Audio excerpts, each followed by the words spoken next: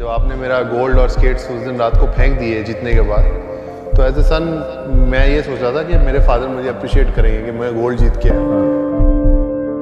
I love this sport because it's given everything to me. I hate this sport because it's been very tough on me mentally. लेकिन वो बच्चे की ख्वाहिशों को मारना तो होता है युवराज जी। बच्चा वो आपका 9 साल का बच्चा वो बनेगा जो बढ़ जाएगा। ये क्यों? ऑलवेज फील के किसी भी अपने बच्चे को कभी भी जबरदस्ती कोई चीज़ नहीं करानी चाहिए।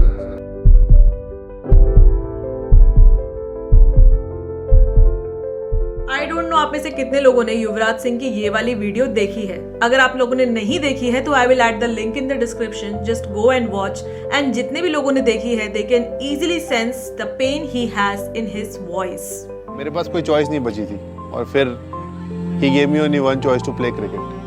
तो आई थिंक वो थोड़ा चाइल्डहुड बैगेज है कि मुझे पसंद नहीं था।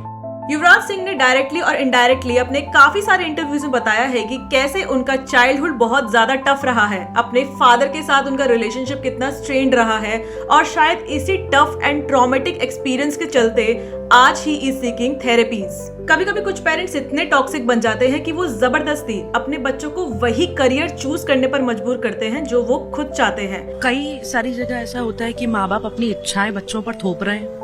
हाँ, हर जगह ही थोप रहे हैं। भारत के अंदर तो बहुत ज्यादा है। ये कोटा के अंदर जैसे उन्होंने पूछा है सुसाइड क्यों हो रहे हैं, तो माँ बाप अपनी इच्छाओं को बच्चे के थ्रू पूरा करा रहे हैं, जबरदस्ती पूरा कर थोप रहे हैं, मतलब कि तू ये करना ही पड़ेगा तेरे को। अपने अधूरे सपने अपने बच्चों के थ्रू पूरा करना चाहते हैं जो वो खुद नहीं कर पाए, जिसमें कोई गलत बात नहीं है, but not at the cost कि वो रास्ता उस बच्चे के लिए बहुत ज्यादा ट्रॉमेटिक बन जाए कि अगर उसे चलो सक्सेस मिल भी जाए तो वो उसे एंजॉय ही ना कर पाए। अगर इतना इम्पोज करके आपने सफल बना भी दिया तो अपने प्रति जो नफरत पैदा कर लेंगे वो ज्यादा भारी पड़ेगी। और सेम सिचुएशन है अभय सिंह की, जो महाकुंभ में IIT बाबा के नाम से फेमस हुए। उन्होंने अपने इंटरव्यूज में बहुत ही ओपनली ये बात बोली है कि कैसे उनके पेरेंट्स के बीच की टेंशन्स की वजह से उनकी लाइफ की चॉइसेस इम्पैक्ट हुई हैं। उनके वीडियोस में उनके पेरेंट्स की तरफ उनका एक तरफ से हेट्रेड देखने को मिला है, which I am sure very disheartening for the parents. अब इसमें भी लोगों के बहुत ही डिफरेंट व्यूज देखने को मिले। एक सेगमेंट ने बोला कि माँ बाप तो भगवान का रूप होते हैं, what ever they decide for us is the best. आप बोलते हैं ना माँ बाप अपने बच्चे के लिए अच्छा ही सोचते हैं, पक्का 100% बोल रहे हो? मैं केस दिखा दिए नहीं सोचते फिर? हाँ, बहुत कुछ होता है बेच भी देते हैं बच्चे को, बहुत कुछ करते हैं, रेप भी कर देते हैं, मार भी देते हैं, फेंक भी देते हैं, बट इसका एब्सोल्यूट बना दिया गया है कि वो तो माँ बाप बनने के बाद संत बन गए हैं, वो बुरा सोचने की कैपेबिलिटी नहीं है उनके अंदर ऐसे थोड़ी होता है तो वो भी इंसान ही। लेकिन दूसरे सेगमेंट ने बोला है कि माँ बाप भी तो इंसान ही है जिन्हें भगवान ने बनाया है, तो उनसे भी तो गलती हो सकती है। Then what is the reality? क्या आजकल पेरेंट्स टॉक्सिक हो गए हैं? बहुत से इंडियन पेरेंट्स अपने बच्चों को रोबोट्स की तरह बड़ा कर रहे हैं। ज्यादातर इंडियन पेरेंटिंग सिर्फ एक ट्रांजैक्शनल रिलेशनशिप ही होती है। बच्चे उनके अधूरे सपने को पूरा करने के लिए एक जरिया बन जाते हैं और जब बच्चे उनकी बातों को नहीं मानते तो इमोशनल ब्लैकमेलिंग स्टार्ट होती है। मेंटल टॉर्चर पूरा नहीं पड़ता तो कई बार बात फिजिकल वायलेंस तक पहुंच जाती है। If I tell you the stats, they are very shocking. UNICEF की एक रिपोर्ट में बताया गया है कि हर 7 में से एक इंडियन जो 15 से 24 साल की उम्र का है वो डिप्रेशन फील करता है, किसी भी चीज में इंटरेस्ट नहीं लेता। इंडियन जर्नल ऑफ साइकेट्री ने बताया है कि कम से कम 50 मिलियन बच्चे इंडिया में मेंटल हेल्थ इश्यू से अफेक्टेड हैं, जिसमें से 80 से 90% ने कभी भी सपोर्ट नहीं लिया। जो फैक्टर्स बच्चे की मेंटल हेल्थ को शेप करते हैं उसमें से one of the major reasons है पेरेंटिंग। क्या पेरेंट्स का कांस्टेंट क्रिटिसिज्म, हार्श वर्ड्स, ताने, दूसरों के बच्चों की सक्सेस से खुद के बच्चों को कंपेयर करना, ये सब चीजें हमें हमारा बेस्ट वर्जन बनने में हेल्प कर रही हैं या एक्चुअल में हमें एंजाइटी की तरफ पुश कर रही है? इस बात को समझने के लिए इस वीडियो को एंड तक जरूर देखना। आई एम श्योर या तो आप इस वीडियो से पूरी तरह कनेक्ट कर पाओगे या तो आपको लगेगा कि thank God your parents are better. But jokes apart, do watch the video till the end. And इस वीडियो का इंटेंट सिर्फ ये बताना नहीं है कि पेरेंट्स आर ऑलवेज रॉन्ग। कई केसेस में अच्छी पेरेंटिंग मिलने के बावजूद भी बच्चे गलत रास्ता पकड़ लेते हैं या अपने आसपास के फैक्टर्स की वजह से बैडली इन्फ्लुएंस हो जाते हैं। Hi guys, my name is Shivangi and you are watching Buzz Loud. And आज इस वीडियो में बात करेंगे that what exactly is the problem with Indian parenting style. देखो, पेरेंटिंग का स्टाइल कल्चर टू कल्चर बहुत अलग है। जैसे कि इंडियन पेरेंटिंग स्टाइल और वेस्टर्न पेरेंटिंग स्टाइल एक दूसरे से काफी ज्यादा अलग है। इंडियन पेरेंटिंग स्टाइल में ये फर्मली बिलीव किया जाता है कि जो बच्चा है वो सिर्फ फैमिली का ही हिस्सा नहीं है बल्कि पूरे समाज का एक इम्पॉर्टेंट मेंबर है, जिसमें कोई गलत बात नहीं है। लेकिन प्रॉब्लम तब आती है जब उस बच्चे को बचपन से ही ये इंग्रेन करवा दिया जाता है कि वो जो भी एक्शन करेगा उसका पूरा का पूरा जो भी कॉन्सिक्वेंसेस है वो समाज को झेलने पड़ेगा। अरे हंसेंगे लोग, कहेंगे कि फाइनल ईयर में आके छोड़ दिया। वो अपने कपूर साहब कह रहे थे कि खुशकिस्मत हो कि तुम्हारा बेटा आईसीई में पढ़ता है। वो क्या सोचेंगे? 4 लोग क्या बोलेंगे, ये लाइन तो आपने भी कभी ना कभी जरूर सुनी होगी। And this is one of the problematic approach in Indian parenting style, क्योंकि ये सारी चीजें बच्चों के लिए ट्रॉमेटाइजिंग हो जाती हैं एंड इसमें से कुछ कन्वर्ट हो जाती हैं इनटू एडवर्स चाइल्डहुड एक्सपीरियंसेस में। एडवर्स चाइल्डहुड एक्सपीरियंसेस बेसिकली वो डिफिकल्ट एक्सपीरियंस है जो 18 साल से पहले एक बच्चा फेस करता है, यानी इन एक्सपीरियंसेस की वजह से उस बच्चे के इमोशनल, फिजिकल और मेंटल वेलबींग पर इम्पैक्ट पड़ सकता है। ACEs को ब्रॉडली इन 3 कैटेगरीज में डिवाइड किया गया है। पहला है अब्यूज, जिसमें आता है physical, emotional and sexual abuse. दूसरा नेग्लिजेंस, जो फिजिकल भी हो सकता है और इमोशनल भी हो सकता है। फिजिकल यानी कभी भी लाइफ में बेसिक नेसेसिटीज की कमी हुई हो, जैसे खाना, कपड़े, घर या सिक्योरिटी। इमोशनल नेग्लिजेंस यानी प्यार, सपोर्ट या इमोशनल केयर की कमी। तीसरा है घर में इश्यूज, जिसे हम हाउस होल्ड डिस्फंक्शन भी बोल सकते हैं, जैसे किसी फैमिली मेंबर का मेंटल इलनेस या नशे की आदत से गुजरना, पेरेंट्स का सेपरेशन, डिवोर्स, फैमिली में किसी का जेल जाना, डोमेस्टिक वायलेंस विटनेस करना या किसी क्लोज मेंबर की डेथ। बहुत लोगों को नहीं पता, या मैं बोल सकती हूँ बहुत पेरेंट्स को नहीं पता, लेकिन इन एक्सपीरियंसेस की वजह से बच्चे अपने इमोशंस को समझने या फिर एक्सप्रेस करने में बहुत डिफिकल्टी महसूस करते हैं, जिस वजह से लाइफ में आगे चलकर मेंटल हेल्थ इश्यूज जैसे कि डिप्रेशन, एंजाइटी, PTSD या फिर सब्सटेंस अब्यूज जैसे कि ड्रग्स एंड अल्कोहल कंजप्शन का रिस्क बढ़ सकता है। तो अगर चाइल्डहुड इफेक्टेड है तो emotional instability is the biggest risk that people can face in the future. Relationships बनाने में मुश्किल आ सकती है, अटैचमेंट इश्यूज हो सकते हैं, कोई हमें छोड़कर ना चले जाए जैसे इनसिक्योरिटीज हमेशा के लिए मन में बैठ सकती हैं। तो अगर इन चीज़ों को टाइमली एड्रेस ना किया जाए तो ये सारे ट्रॉमाज या ये सारे एक्सपीरियंसेस नेक्स्ट जनरेशन में भी पास हो सकती हैं। Now the most important question कि क्यों इंडियन पेरेंट्स इमोशनल स्टेबिलिटी या इमोशनल सपोर्ट देने में आज भी पीछे हैं। क्योंकि इंडियन कल्चर में इमोशंस को एक्सप्रेस करना या फिर अपने मेंटल इश्यूज के बारे में ओपनली बात करना आज भी टैबू है। तो इंडियन पेरेंट्स इन चीज़ों के बारे में बात करने के बजाय इसे दबाने की या फिर इन चीज़ों को नज़रअंदाज करने की सलाह ज़्यादा देते हैं। So I feel my father has a mental issue and he just doesn't want to accept it. But I feel that there is something he needs to address. He doesn't accept it. Like I accept that I need therapy, but he doesn't accept that. UNICEF और Gallup की 2021 में एक सर्वे ने reveal किया है कि India का youth अपने मेंटल स्ट्रेस के लिए सपोर्ट लेने में घबराते हैं। रो मत, रोने से क्या होता है, तुम कुछ नहीं कर सकते, तुम्हारे बस की नहीं है, देखो कैसे बच्चों की तरह रो रहा है, ये सब फालतू की बातें हैं। कई बार ऐसे टफ अप्रोच अपना लेते हैं इंडियन पेरेंट्स क्योंकि उन्हें लगता है कि इससे उनके बच्चे स्ट्रॉन्ग बनेंगे।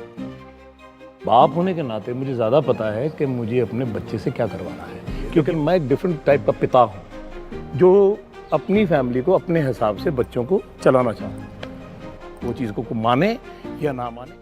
युवराज सिंह के फादर योगराज सिंह की भी ऐसी ही टफ अप्रोच रही है क्योंकि वो फर्मली इस बात पर बिलीव करते थे, फर्मली इस बात को मानते थे कि उनके बताए हुए रास्ते पर चलने से ही युवराज सिंह को सक्सेस मिलेगी। अंडर 14 गोल्ड जीता हूँ मैं। अच्छा। और काफी अच्छा था स्केटिंग में। क्रिकेट से सख्त नफरत। मुझे पता था कि अगर मैं यूवी को टेनिस खिलाऊंगा तो बहुत बड़ा टेनिस प्लेयर बनेगा, अगर वो स्केटर बनेगा तो बहुत बड़ा स्केटर बनेगा। तो सारी की सारी जो एनर्जी थी मैं उसकी क्रिकेट में ही लगाई, वो मेरा थॉट था और मैं चाहता था और मैंने जो किया अपनी मर्जी से। He was equally good in skating, he was equally good in tennis, लेकिन his father wanted him to be a cricketer, जो कि युवराज सिंह के लिए बहुत सक्सेसफुल भी रहा, काफी अच्छा डिसीजन साबित हुआ, लेकिन उन्होंने अपने इंटरव्यूज में एक्सेप्ट किया है कि it was way too tough on him mentally. मेरे पास कोई चॉइस नहीं बची थी और फिर he gave me only one choice to play cricket. तो I think वो थोड़ा चाइल्डहुड बैगेज है कि मुझे पसंद नहीं था।